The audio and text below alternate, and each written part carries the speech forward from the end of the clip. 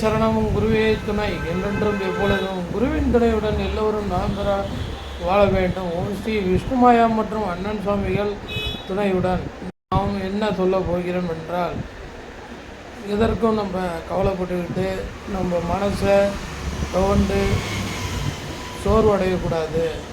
நம்மளால் முடியும் என்ற ஒரு மனசில் நம்பிக்கையை வளர்த்து நாம் வாழ்வில் முன்னேற வேண்டும். முயற்சி செய்யாமல் இது எனக்கு நடக்காது, இது எனக்கு சரி வராது அப்படின்னு நினைக்க வேண்டாம்.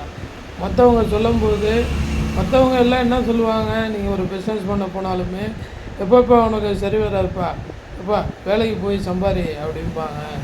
அதெல்லாம் பார்த்து இது பண்ணாதீங்க. வாழ்க்கையில் மேலும் மேலும் நல்லா வெற்றி பெறணும்னா சுயமாக சிந்தித்து உங்கள் மனசு என்ன சொல்லுதோ அதை கேட்டு முடிவெடுங்க.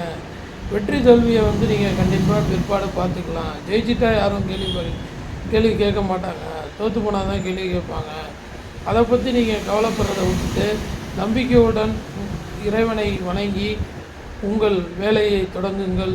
கண்டிப்பாக நல்ல வழி கிடைக்கும். குருவே சரணம், குருவே துணை.